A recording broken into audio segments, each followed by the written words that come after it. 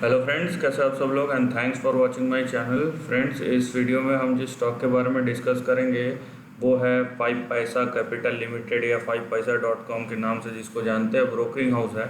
अभी brokerage house के लिए एक आप बोल सकते हैं विंडफॉल बेनिफिट मिल गया है, क्योंकि ये लॉकडाउन के पीरियड में लोगों ने इतने डीमैट अकाउंट खुलवाए हैं कि ब्रोकिंग बिजनेस का एक आप बोल सकते हैं लेवरेज ये या फिर जो हेज है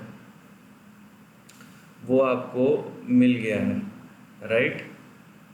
सो उसके चक्कर में यहाँ पे आपको जो देखने मिल सकता है वो ये है कि एक बहुत बड़ा शेयर प्राइस का राइज, राइट। सो यहाँ पे आप देखिए कि यहाँ पे आप जो शेयर प्राइस देखेंगे वो ऑलरेडी बहुत ऊपर जा चुका है, क्योंकि नीचे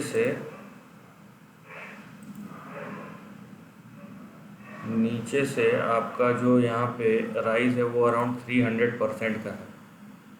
सो अभी सबसे पहले ये है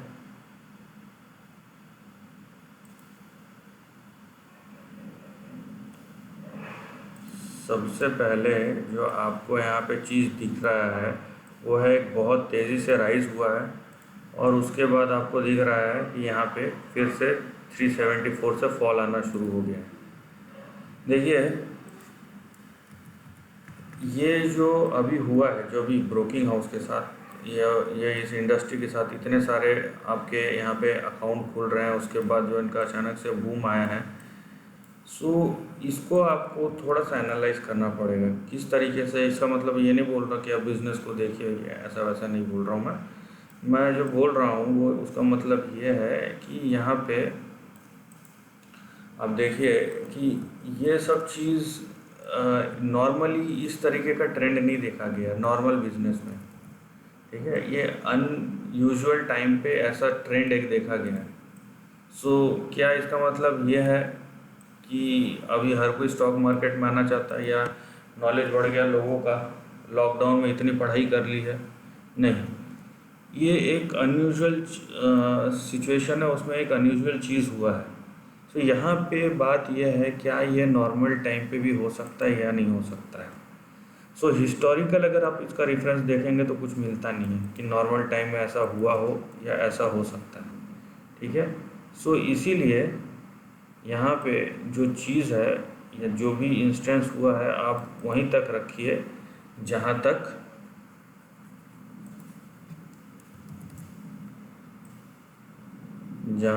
ये जा सकता है या जहाँ तक ये गया, उससे ज़्यादा मत रखिए। क्यों? क्योंकि ये सिर्फ प्राइस मूवमेंट है, बिजनेस में नहीं, पहली बात।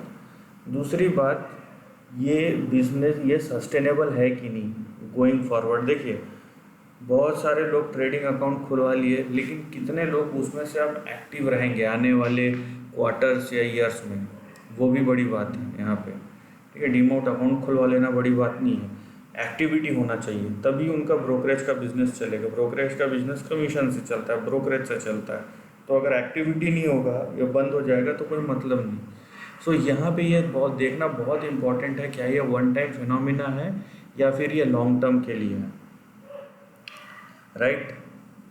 सो यहाँ पे आप ये एनालाइज करेंगे कि ये है या नहीं है, उसके लिए आपको आने वाले कुछ क्वार्टर्स के नंबर देखने पड़ेंगे, क्योंकि जिस तरीके का ये मूवमेंट आया है 200-300% का, इसमें फैक्टर इन हो जाता है चीज़ें कि ये जो भी पॉजिटिव न्यूज़ आया उसमें 300% का स्टॉक ने रिएक्ट किया है, लेकिन क्या ये सस्टेनेबल वो है या नहीं है वो पता नहीं। इस टाइप के स्टॉक में आप एक चीज़ याद रखिए, बहुत तेज़ी से वोलेटिलिटी दिखता है, तो आप जो है सपोर्ट एंड रेजिस्टेंस को मत छोड़िए, क्योंकि अगर यहाँ पे पोजीशन आपका गलत हो गया तो आप लंबे समय के लिए फंस सकते हैं। ये चीज़ का आप ध्यान रखिए। हैविंग सेड दैट, मैं important support and resistance level इस चार्ट में जो उसको एक्सप्लेन कर रहा हूँ। सो आपका पहला जो सपोर्ट लेवल आता है वो आएगा यहाँ पे देखिए 307 अगर नीचे टूटता है तो नेक्स्ट आपका आता है 254, उसके बाद है 201, उसके बाद 128, उसके बाद 104 एंड नीचे 93। मैं ये इस ट्रेंड में जो जो दिख रहा है, क्योंकि ये कम्प्लीटली फ्लैट चार्ट है तो मैं वो एक्सप्लेन कर रहा हूँ। अभी जो इसका करंट जहाँ से वापस लौट के 376, वो आपका पहला रेजिस्टेंस फिर से होगा, और दूसरा होगा 399 400 जो इसका प्रीवियस हाई है। तो 400 के ऊपर जब प्राइस सस्टेन करता है तब हम बोल सकते हैं कि कोई नया ट्रेंड शुरू होने वाला है, उससे पहले नहीं। तो अगर ये एक बाउंस बैक था, उसके बाद फिर फ्लैश डाउन हो जाता है कि नीचे गिर जाता है और एक रेंज में घूमते रहता है, इसकी पॉसिबिलिटी बहुत ज़्यादा हो सकती है यहाँ पे।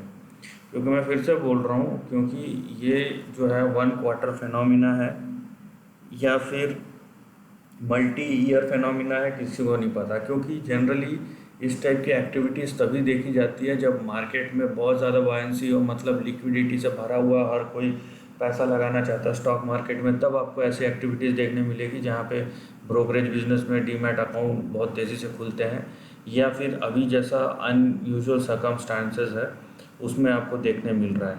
नेचुरल टाइम पे आपको नॉर्मली बिजनेस देखने मिलता है।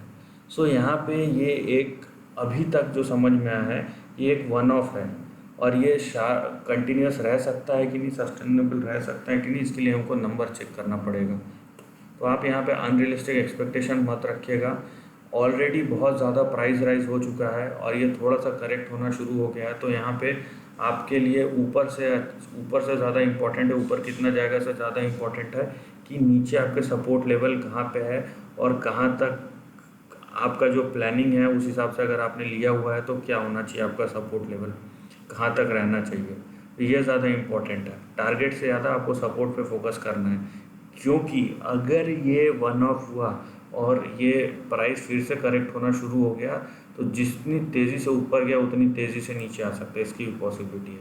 तो this is the end of the video दोस्तों। वीडियो पसंद आए तो लाइक और शेयर कीजिए, थॉट्स कमेंट सेक्शन में लिख के बताइए, और ऐसे ही नए कंटेंट के लिए चैनल को प्लीज़ सब्सक्राइब कीजिए। Lastly, take care of your family and friends.